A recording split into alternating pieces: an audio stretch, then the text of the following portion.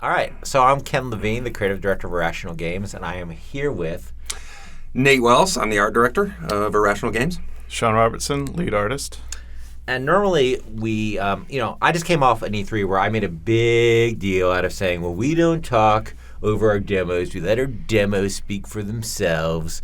And yeah, we're not going to do that today. We're going to talk over our demo. But I do highly recommend that you just sort of watch it without us jabbering over it first. There's a million sites you can find it on GameSpot, etc. Now that said, after you watch it, come back and hear us. If you're interested, hear us talking about the making of this E3 demo. So let's roll it.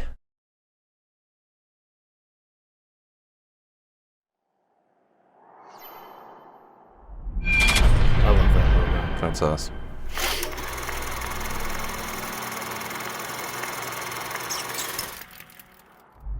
Oh, here's where we're talking about how Oh, awesome sorry. we Yeah, are. we We don't want to talk awesome. over this. God, we're so awesome. We're numerically awesome. There we go. So that logo, we can talk quickly about it because it lasts very short. That is a sort of an update of the original BioShock logo. We sort of wanted to feel similar in style. The original BioShock logo had all this water effects. Yeah, it gradually rusted. This one gets gradually windblown because Columbia's in the sky. It's been in the sky for a while. We had to have this moment very late where they were outside the store talking about it because we realized nobody had no idea what the hell Elizabeth and Booker were doing. Yeah, we needed to establish a store. We just kind of threw you into this store. Nobody had any sense of where you were. The hobo bed is my favorite. Hobo bed. So this whole sequence with Booker and Elizabeth, this also didn't exist when we first started working on the demo in the store. Originally we started with the bit where the songbird arrives, but we really wanted just to have a very BioShocky moment of what's more BioShocking than going through some abandoned store looking for loot. We really wanted to have a BioShocky moment that felt very, very familiar, but also what is that like to have a BioShock moment which is normally solitary with Booker and Elizabeth alone for the ride, and really help establish Elizabeth's character,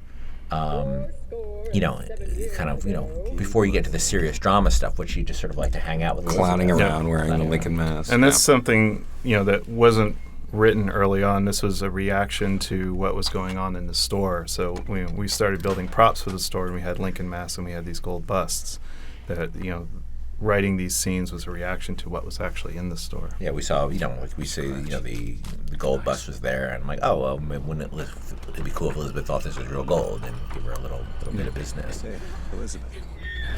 And this is basically where the demo originally started, and we just, we thought there was a real opportunity to sell character first. Yeah. So, Nate, you want to talk about the challenges and Shawn, talk about the challenges of building this sequence? Were there any challenges? Yeah, I mean, definitely. Certainly animation challenges that Shawn can talk about. Yeah, I mean, we wanted to sell, obviously, that the songbird is tracking you, and that you're stuck inside of this store with Elizabeth. And we didn't want to reveal too much of the songbird at this moment, so we constructed a space that kind of gives you a little glimpse of what the songbird is without letting on too much, and showing at the same time just how fearful Elizabeth is of being taken by him. And this is a good introduction to her saying very explicitly that she would rather die than go back to the songbird. Yeah, we really wanted to have the whole... the whole demo to have a story to it, like a beginning, middle, and end, and it's thematically tied to the larger story of the game because it's actually part of the real. This is actually part of the real game. I'm sure it will change somewhat when the game ships, but this whole bit where Elizabeth, telling her story about what she wants out of life, which is, control her own destiny and be free of this sort of prison she's been in, and this is sort of a mini story within that of establishing her stakes and then seeing what happens with those stakes as we go on. Yeah, and this is actually part of the shipping level too, which is this building that you're trying to get to. So one thing that a lot of people ask us about is this sort of scripted versus non-scripted nature of the level, and there are parts of it obviously that are scripted, but it's interesting that the store, a lot of people thought that like Elizabeth, all the things to do with Elizabeth in the store were quite scripted and play out the same way every time, and actually that's not the case. Like in the store, we have this system where basically there are bits of business that Elizabeth or other characters can take on, and depending on what the player is doing, depending on how appropriate it is, depending if there's combat going on, Elizabeth may or may not, or other characters may or may not do those sequences. They just sort of like improvise. They have a library of things they can do, and they look to see around, is this a good time to do that? If the character had taken another route through the story, you may not have seen the Lincoln mask at all. That may have been something that will show up at a later store or a later exploration. Yep. And we have a system that sort of watches it and sees and looks for opportunities, basically.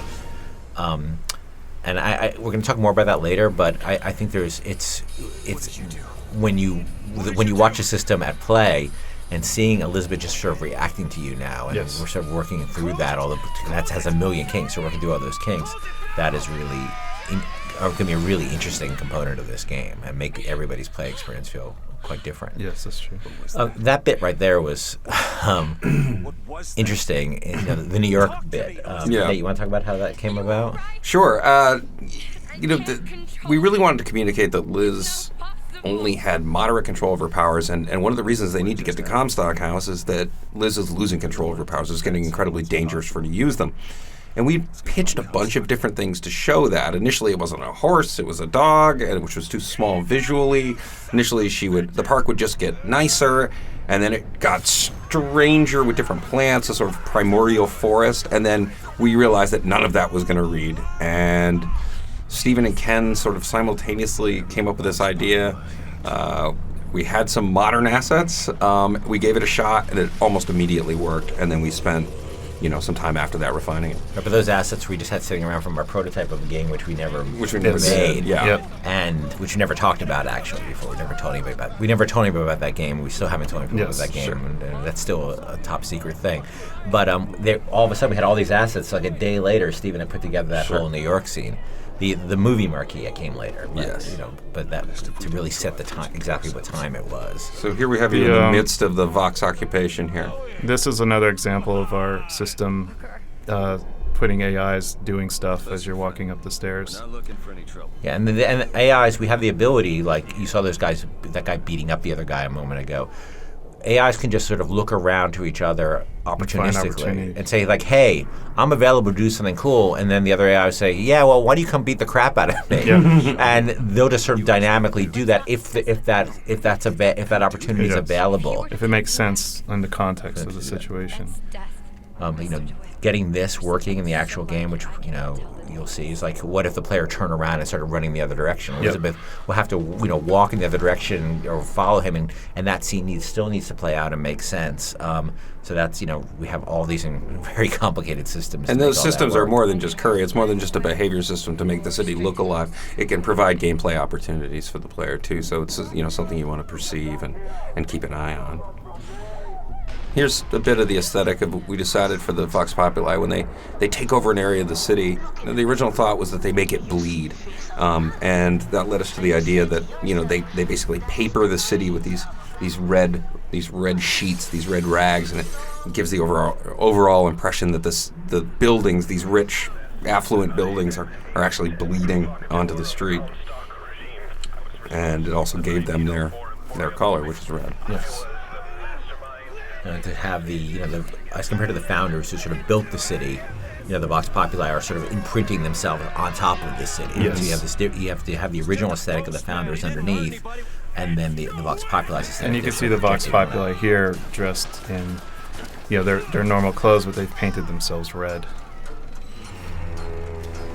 And you even see, like in a moment when that Zeppelin comes up, that's got red paint all over it. It's something they've taken control of. Yeah. And that's going to be a theme you'll see throughout the game, even in weapons and vigors and things like that. That the Vox have taken things the founders created and modified them, and that becomes into gameplay as well. Do you want to talk about this tear? Yeah. So we sure show dramatically what the tears were, and here's the first time where we sort of really want to demonstrate how the tear system works, which is, Elizabeth, basically, there are things in the world that don't exist, but could exist.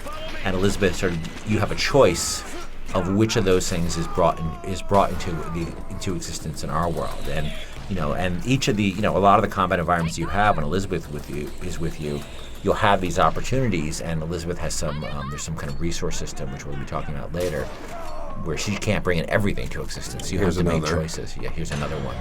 She use, like the 1-2 punch in BioShock 1. You use the bucking bronco vigor here to pop them in the air, and then you instantiate. You have Elizabeth instantiate this rail cart to slam into them.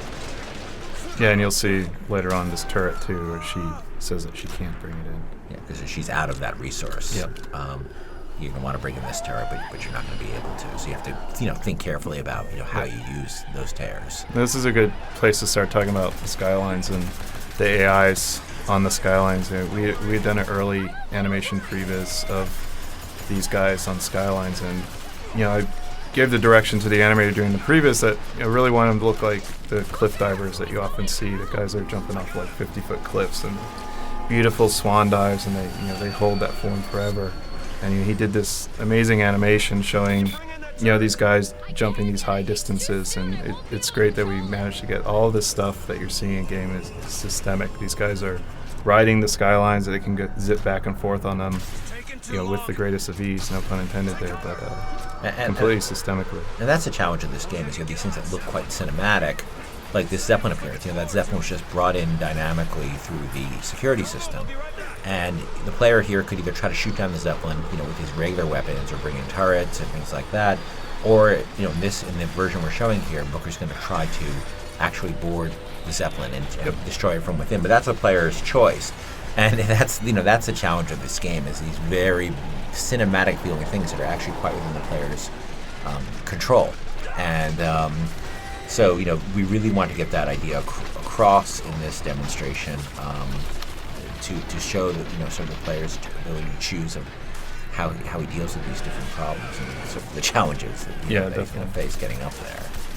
And something we could point out now after this came out is that if you see the white circle when you're on the Skyline, those are indications to where the player can jump to. It's not just a linear experience when you're on the Skyline. We're giving you full options to jump Skyline to Skyline and be completely kick-ass with it. Yeah, and we have played around for a long time with how you're going to, what's the right level of control in the Skylines, because they're very, if things go very fast when you're on that, you'll see some of those white dots Shawn was talking about when you watch the player's view on towards some of the Skylines. But we played a long time about would you want complete freedom to jump? Do you want to just hit the A button and jump? But the player then kept missing and falling to his death, and that was really awful. And then we came up with this system where you see that white dot right there, where we'll basically indicate where you can make a safe jump. And if you hit currently it's the bumper, the right bumper. If you make that jump, if you hit the bumper, then you will make that jump. Right. Yes. And you say safe, but really it's virtually anywhere. Yeah. You can go. You have a tremendous amount of flexibility in the system. I think another thing interesting about the Skylines here is, as we were crafting and learning ourselves about the Skyline experience, you see that the fight that Booker was just in was on a much higher tier of the city. As we're crafting the Skyline experience, as we're thinking about how the city's constructed, this is the first time that we really felt that we expressed the city, that we got its verticality right, that it is a block stacked on a block stacked on a block that preserves the feeling of a real world city, but then orients it all vertically. And one of the great things about us doing demos is we pose ourselves some pretty challenging problems that have been bothering us for months and have to answer them. And that was one of the things we answered here, and we're able to move confidently building the rest of the game with a set of sort of core principles and core values about our space. And here, Booker's made it onto the Zeppelin and quickly dispatched it. And the tech team did a great job with the technology behind the Zeppelin actually animating and moving around the world, which is a whole other thing that we could... And the fact that you can get on that thing, Yeah. it's essentially a mini level into itself. Exactly. Yeah, they make it look real easy and real seamless, but it's a lot of technical work. And here's where you see the Zeppelin crashing on the right. You can see the little crashing on the right over there. Yeah. And and this is where we really want to sort of wrap up the there's sort of the mini story of what's happening here. This is actually how this level in Emporia ends.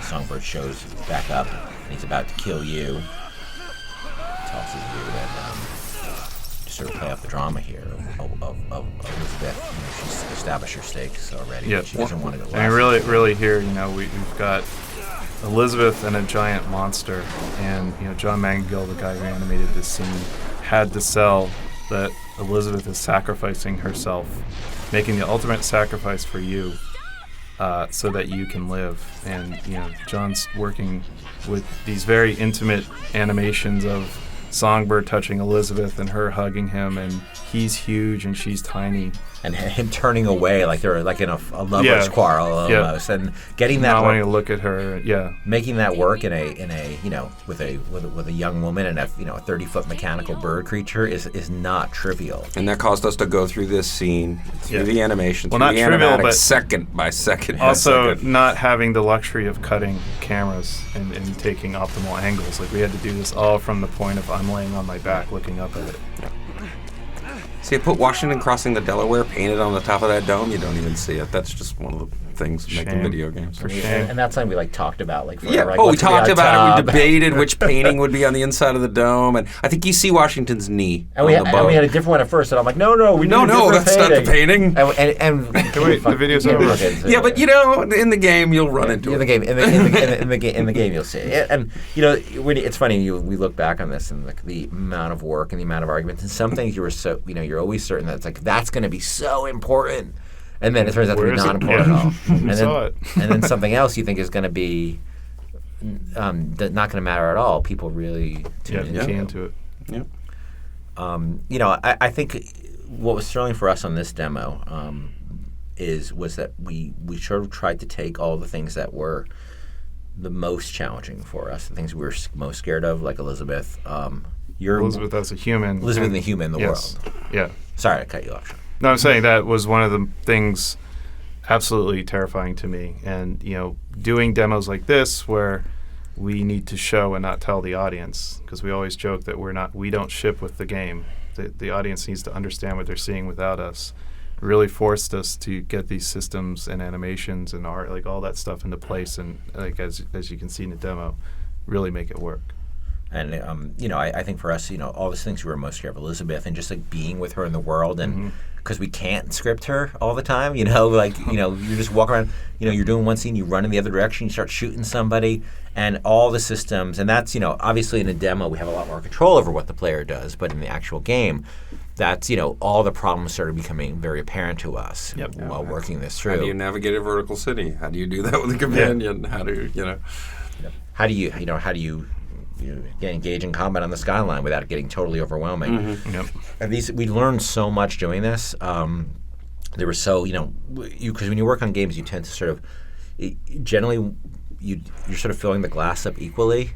And then when you do, and you're like, and you always sort of leave yourself always from like, I'm sure that will be fine later. And then when you actually do a demo, you have to show to people. And you can end up quite in a lot of trouble, I think, doing that. And what was great here is you sort of say, okay, well, we can't, everything, we have to bring things to a finished looking level of polish, and that exposes all these hideous problems. And while this is a great, we're very happy with the demo, we sort of, it's also humbling about, what we have to do to actually finish the game, because we've done this a lot, and we know the difference between doing an E3 demo and the difference between shipping a game is... sending it out to the public is... there's still a lot of glasses to fill. Yep.